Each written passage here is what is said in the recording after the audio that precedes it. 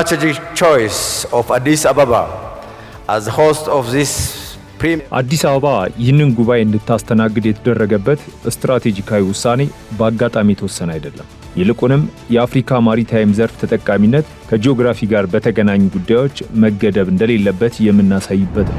ስናበቃን ስራ አጥነት በእኛ ይብቃ፣ የኃይል መሰረተ ልማቶች፣ ውሃና ለሰው ልጅ የሚያስፈልጉ መሰረታዊ ፍላጎቶች ሁሉ ይሟሉ ሲሉ አመጻ የጀመሩት ራሳቸውን ጄኔሬሽን ዜድ ዙመርስ አሊያም ጄንዚዎች ናቸው። በቅርቡ የኔፓሎችን ተቃውሞ በመከተል አመጻ ያስነሱት ማዳጋስካሮች ፕሬዝዳንት አንድሪ ራጆ ኤሊና አፍሪካን ለቀው እንዲወጡ ማድረጋቸው ተሰምቷል። መካከለኛው ምስራቅ ወደ ቀደመ ሰላሙ ሊመለስ ነው የሚል ተስፋ በነገሰበት በዚህ ጊዜ በቀጠናው ላይ ሌላ ትኩሳት ሊያጭር የሚችል ጉዳይ በእስራኤሉ ጠቅላይ ሚኒስትር ቤንያሚን ኔታንያሁ በኩል ሰምቷል። ስኳር ህመም የተጠቃ ሰውነት በቂ ኢንሱሊን አያመነጭም ወይንም ያለውን በአግባቡ አይጠቀምም። በዚህ ምክንያት በደም ውስጥ ያለው የስኳር መጠን ከፍ ይላል። በዋነኛነት ሁለት አይነት የስኳር አይነቶች። ሰላም ጤና ይስጥልን ውድ ሀገሬ ቴሌቪዥን ተመልካቾች እንደምን አመሻችሁ። ከሀገሬ ቴሌቪዥን ግሳቱን መረጃዎች ይዘን ሙሴ ከበደ ነኝ። እስከ ፍጻሜው አብራችሁን ቆዩም። በቀዳሚነት ተመለከትናቸው ርዕሰ ጉዳዮች አመራው። የአፍሪካ የመጀመሪያው የማሪታይም ጉባኤ በአዲስ አበባ መካሄድ ጀምሯል። እንደ አውሮፓውያን አቆጣጠር በ2050 25 በመቶ የሚሆኑት መርከበኞች አፍሪካውያን እንዲሆኑ ለማድረግ መታቀዱም ተነግሯል። እሱ ባለው ጋሻው የመጀመሪያው የአፍሪካ የማሪታይም ጉባኤ በአዲስ አበባ መካሄድ ጀምሯል። እስከ ጥቅምት 6 ቀን 2018 ዓ.ም ድረስ የሚቆየው ይህ ጉባኤ አፍሪካውያን በማሪታይም ዘርፍ ያላቸውን ተሳትፎ ማሳደግ በሚቻልባቸው ሁኔታዎች ዙሪያ የሚመከርበት መሆኑ ተነግሯል። በጉባኤው መክፈቻ ስነ ስርዓት ላይ ንግግር ያደረጉት የትራንስፖርትና ሎጂስቲክስ ሚኒስትሩ ዶክተር አለሙ ስሜ ኢትዮጵያ በዘርፉ የተዘጋጀ የመጀመሪያውን አህጉር አቀፍ ጉባኤ ያስተናገደችው በአጋጣሚ አለመሆኑን ጠቁመዋል። የአፍሪካ የማሪታይም ተጠቃሚነት በአካባቢያዊ ምክንያት የተነሳ ሊገደብ እንደማይገባም ተናግረዋል። The strategic choice of Addis Ababa as the host of this አዲስ አበባ ይህንን ጉባኤ እንድታስተናግድ የተደረገበት ስትራቴጂካዊ ውሳኔ በአጋጣሚ የተወሰነ አይደለም። ይልቁንም የአፍሪካ ማሪታይም ዘርፍ ተጠቃሚነት ከጂኦግራፊ ጋር በተገናኙ ጉዳዮች መገደብ እንደሌለበት የምናሳይበት ነው። የአፍሪካ ተጠቃሚነት በአንድነትና በጋራ ፈቃድ ላይ የተመሰረተ መሆኑንም እናረጋግጥበታለን። በዓለም አቀፍ ደረጃ የሚንቀሳቀሱ የመርከብ ኩባንያዎችና የአፍሪካ የማሪታይም ማሰልጠኛ ተቋማትም ቀጥተኛ የሆነ የቅጥር ትስስር እንዲኖራቸው ለማድረግ በጉባኤው ልንመካከር ይገባል። በዓለም አቀፍ ደረጃ 1.9 ሚሊዮን የሚደርሱ መርከበኞች መኖራቸውን የገለጹት ከጉባኤው አዘጋጆች መካከል አንዱ የሆነው የዋይሲኤፍ ማኒንግ ዋና ስራ አስፈጻሚ ፍራንስ ጆበርት የአፍሪካ ድርሻ 4 በመቶ ብቻ መሆኑን ጠቁመዋል። በአህጉሪቱ የሚሰሩ ስራዎች ከተጠናከሩ እንደ አውሮፓውያን አቆጣጠር በ2050 የአፍሪካን ድርሻ ወደ 25 በመቶ ማሳደግ እንደሚቻልም ጠቁመዋል። Right now there are 1.9 million seafarers out there. በአሁኑ ጊዜ በዓለም አቀፍ ደረጃ 1.9 ሚሊዮን መርከበኞች አሉ። ግማሽ ያህሉ ኤሲያውያን፣ ሲሶዎቹ ደግሞ አውሮፓውያን ሲሆኑ አፍሪካውያን ግን 4 በመቶ ያህሉ ብቻ ናቸው። 1.2 ቢሊዮን ህዝብ ካላትና በርካታ ወጣቶች ያሏት አፍሪካ በዘርፉ የ4 በመቶ ድርሻ ያላት መሆኑን አስመልክተው በርካቶች ጉዳዩን ፈተና ነው በሚል ያነሱታል። እኛ ግን ይሄን እንደ መልካም ዕድል እንጠቀምበታለን። ዓለም አቀፉ የማሪታይም ዩኒቨርሲቲ እንደሚለው በ2050 በዓለም አቀፍ ደረጃ ከሚሰሩ መርከበኞች መካከል 25 በመቶ ያህሉ አፍሪካውያን፣ ተጨማሪ 25 በመቶዎቹ ደግሞ ሴቶች ሊሆኑ ይገባል። በኢትዮጵያ ከሰለጠኑ የመጀመሪያዎቹ መርከበኞች መካከል አንዱ የሆኑት ኢንጂነር ዳንኤል አንተነህ በበኩላቸው በዘርፉ ተወዳዳሪ ባለሙያዎችን ማብቃት አስፈላጊ መሆኑን ጠቁመዋል።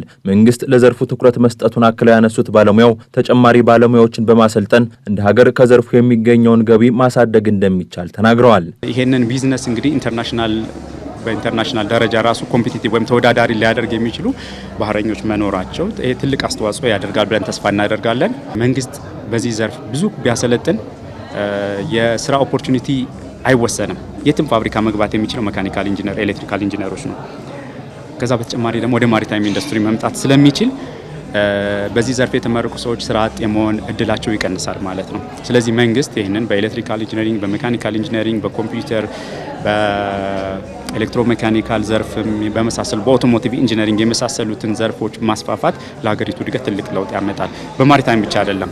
ማሪታይም ኢንዱስትሪ ላይ የሚሰራ ኢንጂነሮች የትኛውም ፋብሪካ ላይ ገብተን የትኛውም ኢንዱስትሪ ላይ ገብተን ኤርላይንስ ሊሆን ይችላል፣ ግራውንድ ቴክኒሻል ሊሆን ይችላል፣ በማሪታይም ኢንዱስትሪ ሊሆን ይችላል፣ የትኛውም ዘርፍ ላይ መስራት የሚችሉ ስለሆኑ ይሄ ትልቅ ኦፖርቹኒቲ ነው ለመንግስትም ለኛም ለህዝብም እንደ ሀገርም ተጠቃሚ እንሆናለን፣ እንደ ሀገርም ኮምፒቲቲቭ እንሆናለን፣ እየሆነንም ነው። የመጀመሪያው የአፍሪካ የማሪታይም ጉባኤ በአዲስ አበባ ስካይላይት ሆቴል እስከ ሐሙስ ጥቅምት 6 ቀን 2018 ዓ.ም ድረስ ይካሄዳል። የአሽከርካሪ ማሰልጠኛ ተቋማት የትራፊክ አደጋን መከላከል የሚችሉ አሽከርካሪዎችን ሊያበቁ እንደሚገባ ተነግሯል። የማሰልጠኛ ተቋማት ከፍተኛ የፋይናንስና የማሰልጠኛ ቦታ ድጋፍ ሊደረግላቸው እንደሚገባም ተመላክቷል። ምስባለው ጋሻ አዘጋጀውን አልታየ ኪዳኔ እንደሚከተል ያቀርበዋል። በኢትዮጵያ በሚከሰቱ የትራፊክ አደጋዎች በየዓመቱ ከ3000 ያላነሱ ሰዎች ሕይወታቸውን እንደሚያጡ መረጃዎች ያሳያሉ። በ10000 ተሽከርካሪዎች የሚደርሰው አደጋም ከ27 በላይ መሆኑን የመንገድ ደህንነትና መድን ፈንድ አገልግሎት መረጃ ያመለክታል። ይህ ቁጥርም ኢትዮጵያ በጥቂት ተሽከርካሪዎች በርካታ አደጋ ከሚደርስባቸው ሀገራት ተርታ እንድትሰለፍ አድርጓል። የትራፊክ አደጋን የመከላከል ጉዳይ ለመንግስት ብቻ የሚተው አይደለም የሚሉት የአዲስ አበባ ፖሊስ ጠቅላይ መምሪያ የህዝብ ግንኙነት ዳይሬክተር ኮማንደር ማርቆስ ታደሰ አሽከርካሪዎች አሰልጥነው እንዲያበቁ ኃላፊነት የተጣለባቸው የማሰልጠኛ ተቋማት ትልቅ ሚና እንዳላቸው ጠቁመዋል። የትራፊክ ጉዳይ የጋራ ጉዳይ ነው ሲባል አሽከርካሪ ማሰልጠኛ ተቋማትንም ያካትታል ማለት ነው። ስለዚህ አሽከርካሪ ማሰልጠኛ ተቋማት የሚያመርቷቸው አሽከርካሪዎች ለትራፊክ አደጋ መከላከል ስራችን ትልቅ አስተዋጽኦ ያበረክታሉ ማለት ነው። እንደ አንደኛ ዊንግ ነው የምንጠቀምባቸው። በተለይ ለትራፊክ አደጋ መከላከል ስራ በቀጥታ ከቅድመ መከላከል ጋር የተገናኙ ትምህርቶች ናቸው የሚሰጡት። ትልቁ ፕሮብሌም ያለው ምንድነው? ከማሰልጠኛ ትምህርት ቤት ባሻገር ሰልጣኞቹ ወይንም ደግሞ አሽከርካሪዎቹ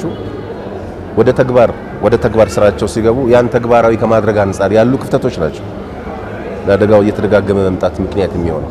ህጋዊ መንገድን ተከትለው በተገቢው አካል ፈቃድ ባገኙ የማሰልጠኛ ተቋማት ተምረው መንጃ ፈቃድ የሚያወጡ ሰዎች የመኖራቸውን ያህል በተለያዩ ህገወጥ መንገዶች መንጃ ፈቃድ ይዘው የሚያሽከረክሩ ሰዎች ስለመኖራቸው ይነገራል። እነዚህ አሽከርካሪዎች የሚከሰቱ አደጋዎች እንዲበራከቱ አድርገዋል የሚሉት የሴፍቲ የአሽከርካሪዎች ማሰልጠኛ ተቋም ዋና ስራ አስኪያጅ አቶ ደበበ ጤናው የመንግስት ከፍተኛ የስራ ኃላፊዎች የአርአያነት ተግባራቸውን ሊወጡ እንደሚገባ ጠቁመዋል። በገንዘብ ተመክቶ መንጃ ፈቃድ ቤት ድረስ ይምጣል የሚል አመለካከት አስተሳሰብ መቆም አለበት፣ መቅረት አለበት። ስልጣንን መሰረት አድርጎ ቤት ድረስ ይምጣልኝ ድረስ መስሪያ ቤት ድረስ ይምጣልኝ የሚባል አመለካከት መቆም አለበት። ባለስልጣናት ተሽከርካሪ ሲሰጣቸው የተማሩበት ሰርቲፊኬት የተማሩበት ስልጣና ሲሰለጡን መታየት አለባቸው። እኛ አሁን ሴፍቲ በዚህ አቋም ይታወቃል። ምን ጊዜ ባለስልጣናት ገብተዋል ሲሰለጥኑ መታየት አለባቸው። ሚኒስትሮቻችን ሲሰለጥኑ ከፍቷል። ከፍተኛ መንግስት ባለስልጣናት ሲሰለጥኑ መታየት ያኔ ህብረተሰቡ ወደ ምን ይመጣል? እንዴ ነከሌ ሰልጥነው ነከሌ እየሰለጠኑ ነከሌ እንደዚህ ጊዜያቸውን ከስንት ስራ ላይ ተነስተው እየሰለጠኑ ካለ እኔ ለምንድን ነው ማልሰለጥነው ይላል ማለት ነው። በህገወጥ መንገድ መንጃ ፈቃድ በሚይዙ ግለሰቦችና መሰል ህገወጥ ተግባራትን በሚያከናውኑ አካላት ላይ ያልተቋረጠ እርምጃ ይወሰዳል የሚሉት የአዲስ አበባ ፖሊስ ጠቅላይ መምሪያ የህዝብ ግንኙነት ዳይሬክተር የሆኑት ኮማንደር ማርቆስ ታደሰ በበኩላቸው በህገወጥ ተግባራት ላይ ከሚወሰደው እርምጃ ባለፈ የአሽከርካሪዎች ማሰልጠኛ ተቋማት በመንግስት የተሰጣቸውን ኃላፊነት በአግባቡ ሊወጡ እንደሚገባ አሳስበዋል። ማንኛውም ሰው ገና ሾፌር ከመሆኑ በፊት ወደ ማሰልጠኛ ተቋማት ነው የሚሄደው። እዛ ተቋም ላይ ተገቢውን ትምህርት አግኝቶ ወደ ስራ ካልገባ የማይችል ነው ወይንም ደግሞ በተለያየ አይነት ምክንያት ስልጠናውን ሳይወስድ መንጃ ፈቃድ ያገኘ ነው ማለት ነው። ስለዚህ እንደዛ እንዳይሆን የአሽከርካሪ ማሰልጠኛ ተቋማት በኃላፊነት ስሜት መስራት ይኖርባቸዋል። መንግስትም ይሄን በጣም ትልቅ ሪስክ የሆነ ስራ በኃላፊነት ስሜት ሲሰጣቸው ይደግፉኛል ወይንም ደግሞ ለትራፊክ አደጋ መከላከሉ ስራ ኃላፊነታቸውን በተገቢው አግባብ ይወጣሉ ከሚል መነሻ ነው። ይሄ የመንግስትና የህዝብ አደራ እንደቀላል መታየት የለበትም። ትልቅ አደራ ነው። ስለዚህ በዚህ አደራ ልክ ነው ስራቸውን መስራት ያለባቸው። የአሽከርካሪ ማሰልጠኛ ተቋማት ከፍተኛ ድጋፍ ሊደረግላቸው እንደሚገባ የሚጠቁሙት የሴፍቲ የአሽከርካሪዎች ማሰልጠኛ ተቋም ዋና ስራ አስኪያጅ አቶ ደበበ ጤናው በበኩላቸው እነዚህን ተቋማት ያማከለ የፋይናንስ የማሰልጠኛ ቦታ አቅርቦት እንደሚያስፈልግ ተናግረዋል። ከትምህርት ጋር የተያያዙ ስራዎች በአጭር ጊዜ ትርፍ የሚገኝባቸው አለመሆናቸውን አክለው የተናገሩት አቶ ደበበ መንግስት ይህንን ከግምት ውስጥ ያስገባ ድጋፍ ሊሰጣቸው እንደሚገባ አስምረውበታል። ጥንቅቅ ያለ ስልጠና መስጠት አለበት። ቀን ሌት በጨለማም በብርሃንም በክረምትም በበጋም ስልጠና መስጠት አለበት። ይሄ ሊሰጥ የሚችል ቦታ ያስፈልጋል። አሁን መንግስት በሊዝ ላንተ ሰጥቶ ከሚያገኘው በላይ አንተ በሰለጠነ ሰው የምታድነው ገንዘብ ቢነጻጸር እጅግ በጣም ከፍተኛ ነው። ሰውየትን ትታደጋለህ። እገን የምትከፍለው ታክስም ቀላል። ሁለተኛ ነገር ግን የምታድነው አደጋ በሀብትም በሰውም ይሁን በቁሳዊ ሀብትም ይሁን በገንዘብ ደረጃ በጣም ሰፊ ነው ማለት ነው። ያንን ኮምፔር ሊያደርጉ የሚችሉ አይኖች ያስፈልጋሉ። ቢሮክራሲው ላይ ገብተዋል። ነገሮችን የሚያዩበት፣ የሚረዱበት፣ የሚገነዙበት መንገድ፣ የሚለኩበት መንገድ ምክንያታዊ መሆን አለበት። አገራዊ ፋይዳውን ማየት መቻል አለበት። በኢትዮጵያ በቀዳሚነት ህጋዊ ፍቃድ አግኝቶ አሽከርካሪዎችን ወደ ማሰልጠን ስራ የገባው ሴፍቲ አሽከርካሪዎች ማሰልጠኛ ተቋም የተመሰረተበትን 25ኛ ዓመት ቅዳሜ ጥቅምት 1 ቀን 2018 ዓ.ም አክብሯል።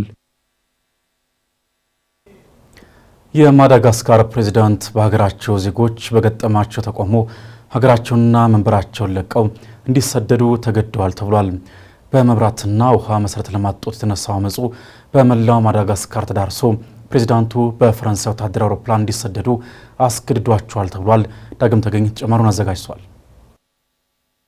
ዓለም በአንድም ይሁን በሌላ አጋጣሚ አብዮትን ያላስተናገደችበት ወቅት የለም። የፊውዳል ስርዓትን ለመገርሰስ ከተጀመሩት የጭሰኞች አመጻዎች ጀምሮ ሶሻሊስት አገዛዝን በዲሞክራሲ ለመቀየር እስከተደረጉ አብዮታዊ ትንቅንቆች አልፋለች። በ21ኛው ክፍለ ዘመን ደግሞ በዲሞክራሲ ካባ ስር ተደብቀው የሚሰሩ እንደ ሙስና ያሉ ወንጀሎችን በመጠየፍ በተለያዩ ክፍላት ዓለማት አመጻዎች እየተነሱ ይገኛሉ። ሙስና በቃን፣ ስራ አጥነት በእኛ ይብቃ፣ የኃይል መሰረተ ልማቶች፣ ውሃና ለሰው ልጅ የሚያስፈልጉ መሰረታዊ ፍላጎቶች ሁሉ ይሟሉ ሲሉ አመጻ የጀመሩት ራሳቸውን ጄኔሬሽን ዜድ ዙመርስ አሊያም ጄንዚዎች ናቸው። በቅርቡ የኔፓሎችን ተቃውሞ በመከተል አመጻ ያስነሱት ማዳጋስካሮች ፕሬዝዳንት አንድሪ ራጆ ኤሊና አፍሪካን ለቀው እንዲወጡ ማድረጋቸው ተሰምቷል። ተቃውሞው መቀጣጠል የጀመረው ሁለት ታዋቂ ፖለቲከኞች በመስከረም 9 2017 ዓ.ም ለስር መዳረጋቸውን ተከትሎ ነው። ፖለቲከኞቹ በአገሪቱ ያለውን ከፍተኛ የሆነ የኤሌክትሪክ ኃይልና የውሃ አቅርቦት ችግር የሚቃወም ሰላማዊ ሰልፍ በዋና ከተማ አንታናናሪቮ ለማካሄድ አቅደውም ነበር። ንብረትነቱ የመንግስት የሆነው ጅራማ የተሰኘ ኤሌክትሪክና ውሃ አቅራቢ ኩባንያ በየቀኑ ለሰዓታት የሚያቀርበውን አገልግሎት እያቋረጠም ነበር። ይህንን በመቃወም ሰልፍ የወጡት የማዳጋስካር ዜጎች እንደተናገሩት ፕሬዝዳንቱና መንግስታቸው የግል ሀብት ከማካበት በዘለለ የአገር ጥቅም እያስቀደሙ አይደለም ሲሉ ገልጸዋል። መረጃዎቹ እንደሚያመላክቱት ከሆነ የማዳጋስካር ዜጎች የቀን የነፍስ ወከፍ ገቢያቸው $2 ያነሰ ሲሆን የገንዘባቸው የምንዛሪ አቅም ሲለካም እጅጉን የተዳከመ መሆኑን ኤክስ ትራንስፈር የተሰኘ ምጣኔ ሀብታዊ አተታ የሚያዘጋጀው ተቋም ይገልጻል። በርካታ የሀገሪቱ ዜጎች የፖለቲከኞችን መታሰር ህጋዊ ተቋሙን ለማፈን እንደተደረገ ሙከራ ስለቆጠሩት ጉዳዩ ህዝባዊ ቁጣን እንዲፈጠር ምክንያት ሆኗል። እርምጃው የሲቪል ማህበረሰብ ቡድኖች ጥያቄውን እንዲያስቀጥሉትና ጄንዚ ማዳ የተባለው በወጣቶች የሚመራ የኦንላይን እንቅስቃሴ እንዲፈጠር አድርጓል። ተቃውሞ በዋና ከተማዋ ብቻ የተገደበ አልነበረም። በአገሪቱ በሚገኙ 8 ከተሞችም በመስፋፋት ከባድ ተቃውሞ አስነስተዋል። መፈክሮቻቸውን ከፍ አድርገው አደባባይ የወጡት ሰልፈኞች የአገልግሎት መቆራረጡን ተቃውመዋል። መንግስታቸው መሰረታዊ መብትን ለማስጠበቅ እንዳልቻለ በማንሳትም ወቅሰዋል። አክቲቪስቶች ደግሞ በኩባንያ ውስጥ የተንሰራፋው ሙስና ለተፈጠረው የኤሌክትሪክ አቅርቦት ቀውስ ምክንያት እንደሆነ በማንሳት ወንጅለዋል። ታዲያ ይህንን ተቃውሞ ለመመለስ ወታደራዊ ኃይላቸውን መጠቀም የጀመሩት ራጆ ኤሊና ሀገሪቱን ወደ ባሰው ጥንቅጥ ውስጥ እንደሚከታት አላሰቡም ነበር። ሆኖም ከቀናት በኋላ ወታደሮቹም የህዝቡን አመፅ እንዲቀላቀሉ ማድረጉን ተከትሎ ነው ፕሬዝዳንቱ ከሀገር እንዲሸሹ ምክንያት ይሆናቸው ተብሏል። ይህንን ተከትሎም በመንግስት እየታዘዙት ወታደሮች ወደ ህዝብ ቃታ መሳብ ሲጀምሩ ገሚሱ ወደ ህዝቡ ተቀላቅሎ ፕሬዝዳንቱን ከሀገር ያስለቀቀ ድርጊት ሆኗል። የተባበሩት መንግስታት የሰብአዊ መብቶች ከፍተኛ ኮሚሽን ኮሚሽነር የሆኑት ቮልከር ቱርክ በጸጥታ ኃይሎች ኃይል የተቀላቀለ እርምጃ መደናገጣቸውን ገልጿል። ሰልፈኞቹ ሲታሰሩ እንዲሁም ሲደበደቡና ጥይት ሲተኮስባቸው መመልከታቸውንም ተናግረዋል። ኮሚሽነሩ ባወጡት መግለጫም የጸጥታ ኃይሎች አላስፈላጊና ያልተመጣጠነ ኃይል ከመጠቀም እንዲቆጠቡ እንዲሁም በዘፈቀደ የታሰሩ ተቃዋሚዎችን በሙሉ በአስቸኳይ እንዲለቀቁ አሳስባለሁ ብለዋል። የማዳጋስካሩን አመጽ ያስነሳው የኑሮ ውድነት የመብራትና የውሃ መቆራረጥ ነው። ይህ ለኳሽ ምክንያት ነው። ሰልፈኞቹ ሌሎች ተደራራቢ ኢኮኖሚያዊና ፖለቲካዊ ጥያቄዎች አሏቸው። ፕሬዝዳንቱ ካቢኔ በትኛለሁ፣ መንግስት አፍርሻለሁ፣ የእናንተን ጥያቄ የሚመልስ መንግስት እንደገና አዋቅራለሁ፣ ትንፋሽ ስጡኝ እያለ ቢማጸንም ቅሉ አመንዝራ ብትቆርበም አያምኗትም እንዲሉ ሰልፈኛው በመጀመሪያ ደረጃ አንተ ራስህ መንበር ላይ እንድትቆይ ማን ፈቀደልህ ሲሉት የቆዩ ሲሆን አሁን ፕሬዝዳንቱ ሀገሪቱን እንዲለቅ ተገዷል። የተባበሩት መንግስታት ሰዓታት መረጃ እንደሚያመላክተው ከሞቱት መካከል በጸጥታ ኃይል አባላት የተገደሉ ተቃዋሚዎችና ተሳትፎ ያልነበራቸው ሰዎች ይገኙበታል። ሌሎች ደግሞ ከተቃዋሚዎች ጋር ግንኙነት በሌላቸው ግለሰቦችና ወንበዴዎች በተስፋፋ ጥቃትና ዘረፋ ተገድለዋል ተብሏል። የአገሪቱ የውጭ ጉዳይ ዲፕሎማቶችና ወታደራዊ ምንጮች እንደገለጹት ራጆ ኤሊና ማዳጋስካርን ለቀው የወጡት የተወሰኑ የሀገሪቱ ወታደሮች መክዳት ከጀመሩ በኋላ ነው ብለዋል። በተጨማሪም የተቃዋሚ ፓርቲ መሪ የሆኑት ሳይቲኒ የፕሬዝዳንቱ ሰራተኞችን ደውለን ጠይቀናል፣ ፕሬዝዳንቱ ሀገር ጥለው መውጣታቸውን አረጋግጠዋል ሲሉ ቢናገሩም ፕሬዝዳንቱ ወደ የትኛው ሀገር እንዳቀኑ ማወቅ አለመቻሉን ጠቁመዋል። የፕሬዝዳንቱ ጽህፈት ቤት አስተያየት እንዲሰጥ ለቀረበላቸው ጥያቄ ምንም አይነት ምላሽ አልሰጡም። ራጆ ኤሊና በፌስቡክ ለህዝብ ባሰራጩት መልእክትም የራስን ህይወት ለመጠበቅ ደህና ወደ ተባለ ቦታ ሄጃለሁ፣ ማዳጋስካር አደጋ ላይ እንድትወርቅ አልፈቅድም ሲሉ ተናግረዋል። ሆኖም ፕሬዝዳንቱ የት እንዳሉ ከመናገር ነው የተቆጠቡት። ሆኖም ከሰዓታት በኋላ ሮይተርስ አጣራሁት ባለው መረጃ መሰረት ራጆ ኤሊና የቀድሞ የማዳጋስካር ቅኝ ገዢ በሆነችው ፈረንሳይ ወታደራዊ አውሮፕላን ከሀገር ጥለው መብረራቸውን አረጋግጧል። ምናልባትም ፕሬዝዳንቱ የመጨረሻ መዳረሻቸው ባይታወቅም በሞሪሸስ አድርገው ዱባይ ሊገቡ ይችላሉ የሚሉ መላምቶች ስለመኖራቸው ተገልጿል። እስራኤልና ሐማስ የሰላም ስምምነት መፈራረማቸውን ተከትሎ በርካታ ሀገራት ድጋፋቸውን እየገለጹ ይገኛሉ። በተለይም በቀጣይ የጋዛ አስተዳደር ለመደገፍና የጋዛ ሰርጥን ሰላማዊ ለማድረግ ድጋፍ እንደሚያደርጉ የተለያዩ የምዕራቡ ዓለም መሪዎች ቃል እየገቡ ነው። ሚካኤል ኃይሌ በዝርዝር ተመልክቶታል። መካከለኛው ምስራቅ ወደ ቀደመ ሰላሙ ሊመለስ ነው የሚል ተስፋ በነገሰበት በዚህ ጊዜ በቀጠናው ላይ ሌላ ትኩሳት ሊያጭር የሚችል ጉዳይ በእስራኤሉ ጠቅላይ ሚኒስትር ቤንያሚን ኔታንያሁ በኩል ሰምተዋል። በተለይ ለ12 ቀናት ዘልቆ ከፍተኛ ውድመት ያስከተለው የኢራን እስራኤል ጦርነት አሁንም የተዳፈነ እሳት እንጂ ውሃ ተደፍቶበት የቆመ እሳት አለመሆኑ ያሳየው የጠቅላይ ሚኒስትሩ ንግግር በርካቶችን እያነጋገረ ይገኛል። የአሜሪካው ፕሬዝዳንት ዶናልድ ትራምፕ የሐማስ እስራኤል ጦርነት ማብቂያ የሆነውን የሰላም ስምምነት ለመፈራረም ወደ እስራኤል ባቀኑበት በትናንትናው ዕለት ትራምፕ ጦርነት ማስቆም ችለዋል ሲሉ ምስጋናን ያቀረቡት ኔታንያሁ ትራምፕ የኢራን ፎርዶ እንዲመታ የወሰኑት ውሳኔ አካባቢውን የኃይል ሚዛን ለማስጠበቅ የተደረገ ምትሃታዊ ውሳኔ ነው ሲሉ ተናግረዋል። አሜሪካ ወደፊት የመመለስ ሐሳቤንና የዓለምን አካሄድ ሊቀይር የሚችለውን የፎርዶ ኒውክሌር ማብሊያን ማውደም እንዲቻል ያደረጉት ስራ ተአምራዊ ተግባር ነው ሲሉ በእስራኤል ፓርላማ ፊት ተናግረዋል።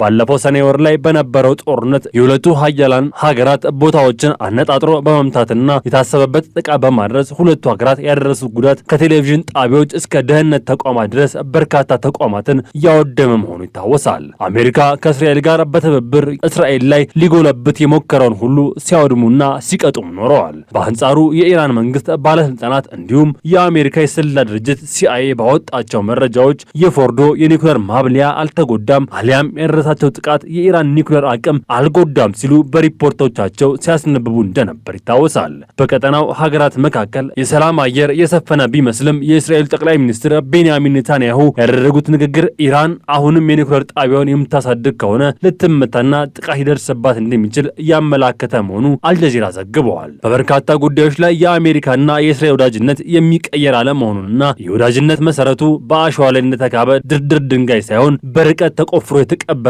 አስደናቂ ጥንካሬን የተጎናጸፈ በየትኛውም የፖለቲካ ሀሳቤ ምክንያት የማይናድ መሆኑን ጠቅላይ ሚኒስትር ቤንያሚን ኔታንያሁ ተናግረዋል። በጦርነቱ ማብቂያ የፊርማ ስነ ስርዓት ላይ ለመታደም ፊርማቸውን ለማኖር ወደ መካከለኛው ምስራቅ ምድር ብቅ ያሉት የአሜሪካው ፕሬዝዳንት ዶናልድ ትራምፕ የወዳጅነት ማሳያ በሆነው የእስራኤሉ ፓርላማ ፊት ንግግር እንዲያደርጉም ተጋብዘው የራሳቸውን ንግግርም አድርገዋል። በንግግራቸው በርካታ ሀሳቦች ያነሱ ሲሆን በተለይ የእስራኤል ሐማስ ጦርነት ማብቃቱን ሲናገሩ የሕዝብ ተወካዮች ምክር ቤት አባላቱ ከመቀመጫቸው ተነስተው ሲያጨበጭቡ በተንቀሳቃሽ ምስሎች ታይተዋል። ለየት ባለ መልኩ የእስራኤል ፓርላማ አባል የሆኑ አንድ ግለሰብ ፕሬዝዳንት ትራምፕ ንግግር ሲያደርጉ ነጻ ፍልስጤም ትመስረት የሚል ድንገተኛ ድምጽም አሰምተዋል። የያዙት ጽሑፍም ፍልስጤም ነጻ ሀገር መሆን አለባት የሚል መሆኑን ታይተዋል። የሀገራችን ሰዎች ከሐማስ እጅ ሳይወጡ ጦርነት አናቆምም፣ ሐማስ ለሀገራችን ስጋት ነው እያለች የምትናገረው እስራኤል የህዝብ ተወካዮች የሆኑት ሰው የፍልስጤም ሀገርነት ጥያቄን ማሰማታቸው በርካቶችን እያነጋገረ ስለመሆኑ አልጀዚራ ዘግበዋል። ዶናልድ ትራምፕ ከግብጽ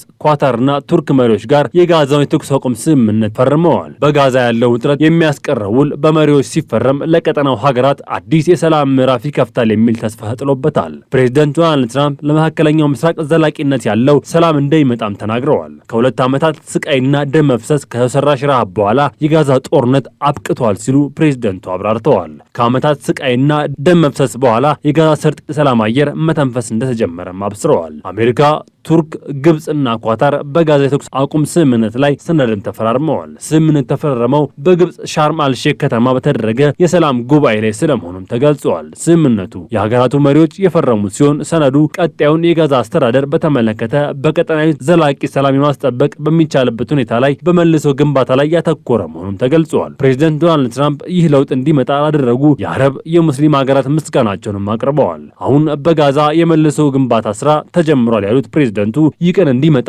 በቀጠናውና በዓለም ዙሪያ ያሉ ሰዎች ሲጥሩ ሲመኙና ሲጸልዩ ነበርም ብለዋል። በሰላም ውይይቱ ላይ 20 የሚሆኑ ሀገራት ተወካዮች የተሳተፉ ሲሆን የአሜሪካው ፕሬዝዳንት ዶናልድ ትራምፕን ጨምሮ የቱርክ፣ የፍልስጤም፣ የፈረንሳይ፣ የእንግሊዝ፣ ጀርመን፣ ኳታርና የሌሎች ሀገራት መሪዎች እንዲሁም የተመድ ዋና ጸሐፊ አንቶኒዮ ጉተሬዝ ተሳታፊም ሆነዋል። ፕሬዝዳንት ዶናልድ ትራምፕ የሰላም ስምምነቱ የተለያዩ ሀገራት የተደነቁ ቢሆንም ቀሪ ያልተመለሱ ጥያቄዎች መኖራቸው ቀጣይ ምዕራፎች ላይ አሉታዊ ጫና ሊፈጠር እንደሚችል እየተገመተም ይገኛል። የፍልስጤም የሀገርነት እውቅና ጉዳይ፣ የሐማስ ትጥቅ ይፈታል ወይስ አይፈታም የሚሉትና ጋዛን ወደፊት በምን መልኩ ማስተዳደር ይቻላል የሚለው የሻርም አልሼኩ ውል የተቸገረባቸው ነጥቦች ሆኖ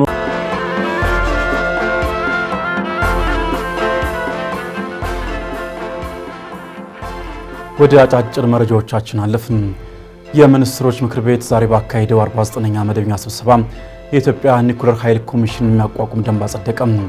በጸደቀው ደንብ መሰረት የሚቋቋመው ኮሚሽን ኢትዮጵያ የኒውክሌር ቴክኖሎጂን ከዓለም አቀፍ ማዕቀፎች ጋር በተጣጣመ መልኩ ለሰላማዊ መንገድ ለመጠቀም የምታደርገውን ጥረት የመምራትና የማስተባበር ኃላፊነት እንደተጣለበት የጠቅላይ ሚኒስትር ጽሕፈት ቤት አስታውቋል።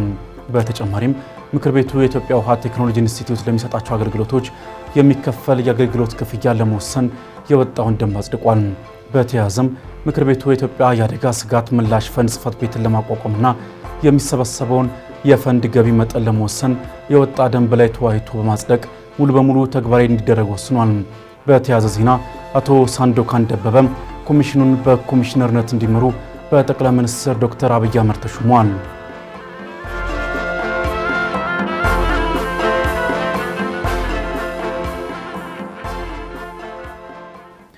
የታላቁ የኢትዮጵያ ህዳሴ ግድብን ውሃ ለመስኖ መጠቀም የሚያስችል ማስተር ፕላን እየተዘጋጀ ነው ተባለም።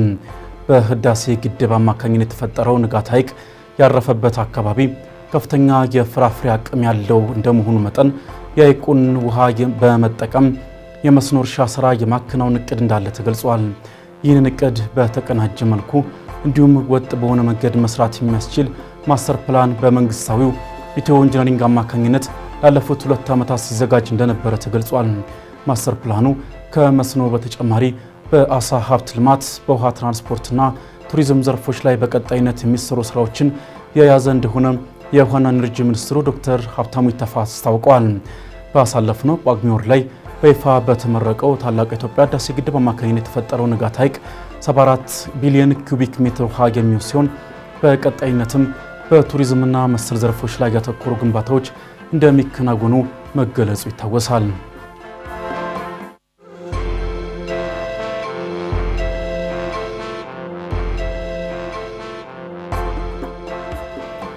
የእንስሳት ሀብት እሴት ሰንሰለት ላይ ያተኮረ የንግድ ትርኢት በአዲስ አበባ ሊካሄድ መሆኑ ተነገረም።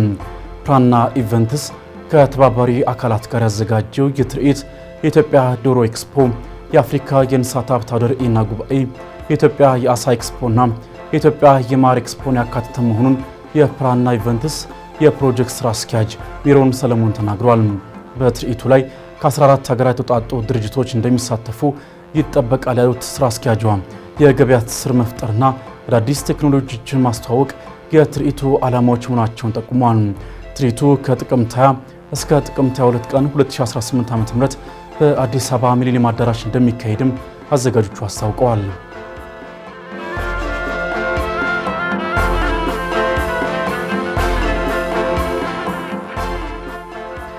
ከውጭ በዲሞክራቲክ ሪፐብሊክ ኮንጎና በሩዋንዳ መካከል ተደርጎ የነበረው የተኩስ አቁም ስምምነት እየተከበረ አይደለም ሲል የተባበሩት መንግስታት ድርጅት አስታወቀም።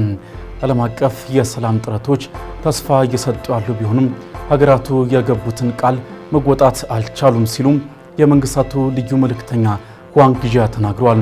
መልእክተኛው አክለውም የሁለቱ አጎራባች ሀገራት ጦርነት እንዲቆምና ሰላማዊ ውይይት እንዲጀምሩ አስፈላጊውን እርምጃ መውሰድ እንዳለባቸው ገልጸዋል። በተባበሩት መንግስታት ድርጅት የዲሞክራቲክ ሪፐብሊክ ኮንጎ ተወካይ የሆኑት ዜኖን ንጋይ በበኩላቸው የሰላም ስምምነቱን ለማድረግ የሩዋንዳ ወታደሮችን ማስወጣት፣ ለኤም 23 አማጺ ቡድን የሚደረገውን ድጋፍ ማስቆም እንዲሁም የኮንጎ መንግስት የተያዙበትን ቦታዎችን ማስመለስ ወሳኝ እርምጃዎች መሆናቸውን ተናግረዋል። በሁለቱ ሀገራት በተካሄደው ጦርነት በሺዎች የሚቆጠሩ ሰዎች የሞቱ ሲሆን በሚሊዮን የሚቆጠሩ ሰዎች ደግሞ ለስደት ተዳርገዋል ሲል አፍሪካ ኒውስ በዘገባ አስፍሯል።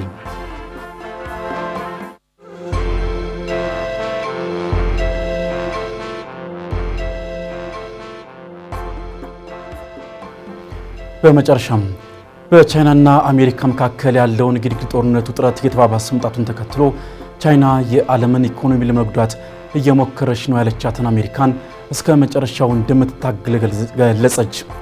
የቻይና የንግድ ሚኒስቴር እንዳስታወቀው አሜሪካ በቻይና ዕቃዎች ላይ አዲስ ታሪፍ እጥላለሁ በሚል እያስፈራራች ነው። ይህም ከኛ ጋር ለመተባበር ትክክለኛው መንገድ አይደለም በማለት ገልጿል። በዚህም የንግድ ድርድር ሀገራቸው እስከ መጨረሻው እንደምትታገል አስታውቋል። የአሜሪካው ፕሬዝዳንት ዶናልድ ትራምፕ ወደ ስልጣን ከመጡበት ጊዜ ጀምሮ በሚያወጧቸው የንግድ ታሪፎች ላይ በተደጋጋሚ ትችት ቢያስተናግዱም በአብዛኞቹ ሀገራት ግን ይሁንታን አግኝተዋል። ይሁን እንጂ በኢኮኖሚ ተፎካካሪ ከሆነችው ቻይና ጋር ዘላቂ ስምምነት ላይ መድረስ አልቻሉም። ይህንን ለመፍታት የሁለቱ ሀገራት መሪዎችም በዚህ ወር መጨረሻ ላይ ለውይይት ይገናኛሉ ተብሎ ይጠበቃል ሲል ዘ ጋርዲያን ዘግቧል።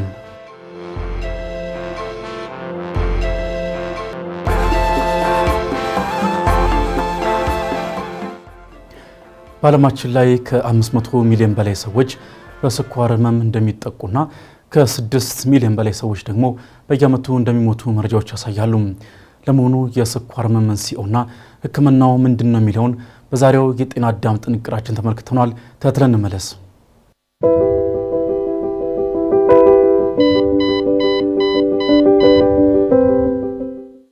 ጤና ይስጥልኝ። ዓለማችን ላይ ከ500 ሚሊዮን በላይ ሰዎች የስኳር ህመም ተጠቂዎች ናቸው። ከዚህ በተጨማሪ በየዓመቱ ከ6.5 ሚሊዮን በላይ ሰዎች ከስኳር ጋር በተያያዘ ህይወታቸውን ያጣሉ። ለመሆኑ የስኳር ህመም ምንድን ነው? ምልክቶቹስ ምንድን ናቸው? ዶክተር ቢኒያም ፍስሐ ነኝ። አብራችሁን ቆዩ። የስኳር ህመም በደማችን ውስጥ ከመጠን ያለፈ ስኳር ወይንም ግሉኮስ መከማቸት ማለት ነው። ሰውነታችን ስኳርን ከደም ወደ ሴሎች እንዲገባ ለመርዳት ኢንሱሊን የተባለ ሆርሞንን ይጠቀማል። ነገር ግን በስኳር ህመም የተጠቃ ሰውነት በቂ ኢንሱሊን አያመነጭም ወይንም ያለውን በአግባቡ አይጠቀምም። በዚህ ምክንያት በደም ውስጥ ያለው የስኳር መጠን ከፍ ይላል። በዋነኛነት ሁለት አይነት የስኳር አይነቶች አሉ። አንደኛው አይነት ወይም የመጀመሪያው አይነት የስኳር ህመም ብዙውን ጊዜ በልጆች ላይ ይከሰታል። መንስኤው ኢንሱሊንን የሚያመርቱ ቆሽታችን ውስጥ የሚገኙ ህዋሳት መሞት ሲሆን በዚህ የተነሳ ሰውነት ሙሉ በሙሉ ኢንሱሊንን ማምረት ያቆማል። ሁለተኛው አይነት የስኳር ህመም ደግሞ አብዛኛውን ጊዜ እድሜያቸው ከ30 ዓመት በላይ በሆኑ ሰዎች ላይ የሚከሰት ሲሆን የሚከሰትበት ዋነኛው ምክንያት ለኢንሱሊን በቂ ምላሽ ሰውነታችን ማስጠት ሳይችል ሲቀር ነው። የስኳር ህመም ምልክቶቹ ምንድን ናቸው? በጣም የመጥማት ወይንም የረሃብ ስሜት፣ ቶሎ ቶሎ ሽንት መምጣት፣ የድካም ስሜት፣ ክብደት መቀነስ፣ ቁስል ቶሎ አለመዳን ይጠቀሳሉ። ነገር ግን አንዳንድ ጊዜ የስኳር በሽታ ምልክት ላያሳይ ይችላል። ስለዚህ በየጊዜው ምርመራ ማድረግ አስፈላጊ ይሆናል። ለስኳር ህመም ተጋላጭ የሚያደርጉ ነገሮች ከመጠን ያለፈ ውፍረት፣ የስኳር ህመም በቤተሰብ ታሪክ ውስጥ መኖር፣ የአካል ብቃት እንቅስቃሴ አለማድረግ፣ አብዝቶ አልኮሆል መጠቀም፣ ጤናማ ያልሆነ አመጋገብ ይጠቀሳሉ። ለመሆኑ የስኳር ህመም በቂ ሕክምና ካላገኘ የሚያስከትላቸው ጉዳቶች ምንድን ናቸው? የኩላሊት ህመም፣ የአይን ወይም የነርቭ ህመም፣ ስትሮክ፣ የልብ ድካም፣ ቁስል ቶሎ አለመዳን ይጠቀሳሉ። የስኳር ህመም እንዴት ይታከማል? የስኳር ህመም ህክምና እንደ አይነቱ የሚለያይ ሲሆን በዋናነት የመጀመሪያው አይነት የስኳር ህመም ኢንሱሊንን በመስጠት ይታከማል። ሁለተኛው አይነት የስኳር ህመም ደግሞ በአፍ የሚወሰዱ መድኃኒቶችን በመስጠት ይታከማል። ጤናማ አመጋገብን በመመገብ እንዲሁም በቂ አካል ብቃት እንቅስቃሴ በማድረግ ራስዎን ከስኳር ህመም ይከላከሉ። ሰላም።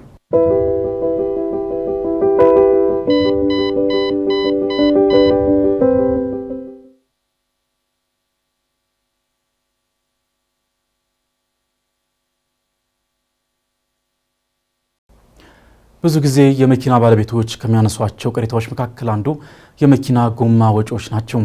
በተለይም ከጎማ መበላት ጋር በተያያዘ አሽከርካሪዎች ሊያውቋቸው የሚገቡ ጉዳዮች እንዳሉ ባለሙያዎች ያነሳሉ። የጎማ ወጪ ለመቀነስ መደረግ ያለባቸውን ጥንቃቄዎች በተመለከተ የአውቶሞቲቭ ባለሙያው እንዲያዘጋጁታል። ወደ ዞን ለፍ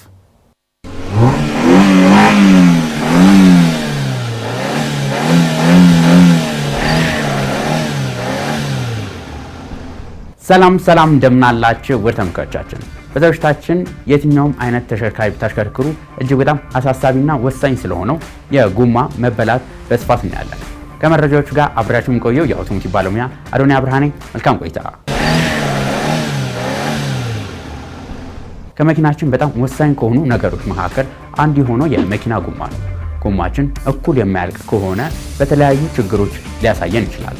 ከነዚህ መካከል የአላይመንት ችግር፣ የአረግራጊ ክፍል ወይ ደግሞ ሰስፔንሽን ችግር ወይም በትክክል የጎማ አየር አለመሞላት ችግር ሊሆን ይችላል። ይህንንም ጎማው የተበላበት ቦታ የሚነግረን የተለያየ ነገር አለ። የመጀመሪያው የጎማው በውስጥ በኩል ወይም በውጭ በኩል ብቻ የሚያልቅ ከሆነ ይህ የሚነግረን የመኪናችን አረግራጊ ክፍል ወይ ደግሞ ሰስፔንሽን ላይ በካምበር የሚባለው ላይ ችግር እንዳለ የሚያሳየን ሲሆን ይህም በአላይመንት መስተካከል የሚችል ነው። ሁለተኛው ደግሞ የጎማው አተላለቅ ከጎማው ውስጥ እንዲሁም ውጭ ሳይበላ የጎማው መሀለኛ ክፍል ብቻ የሚያልቅ ከሆነ የሚያሳየን ጎማው አየር በምንሞላበት ጊዜ ከሚፈለገው በላይ እየሞላ ነው እንደሆነ ነው። የጎማው መካከለኛ ቦታ ላይ ቶሎ ሲበላ ይህንንም ሊያሳየን ይችላል። ስለዚህ ይህ እንዳይፈጠር የመኪናችን ጎማ በትክክለኛ አየር መጠን መሙላት ተገቢ ነው። የመኪናችን ጎማ ትክክለኛ አየር መጠን ስንት እንደሆነ ለማወቅ እጅግ በጣም ዘመናዊ የሆኑ አሁን የመጡ ተሽከርካሪዎች የመኪናውን በር በምንከፍትበት ጊዜ ከጎን ተጽፎ እናገኛቸዋለን። ሶስተኛው ደግሞ የመኪናችን ጎማ በውጭ በኩል በውስጥ በኩልም እኩል አልቆ ነገር ግን መሃል ላይ ያለው ገና ከሆነ የሚያሳየን ነገር አለ። ይህም የጎማው የአየር መጠን በጣም ከመጠን በታች አንሶ እንደሆነ ነው። ስለዚህ ከላይ እንዳየነው ትክክለኛው የአየር መጠን መጠቀም እንዳለብን ያሳየናል። እነዚህ በአላይመንትና በጎማ አየር መጠን በማስተካከል የሚመለሱ ሲሆኑ ነገር ግን አንዳንድ ጊዜ የመኪናው አረግራጊ ክፍል የሆኑት ላይ ጉዳት በሚያጋጥምበት ጊዜ የመኪናችን ጎማ በአንድ በኩል የተጣመመ ይሆናል። ይህም ያለ ጊዜ ለጎማ ወጪ እንድንዳረግ ያስገድደናል። ከዚህ በተጨማሪ ጎማው በምንቀየርበት ጊዜ በተቻለ መጠን አራቱንም ጎማ እኩል ብንቀየር ይመረጣል።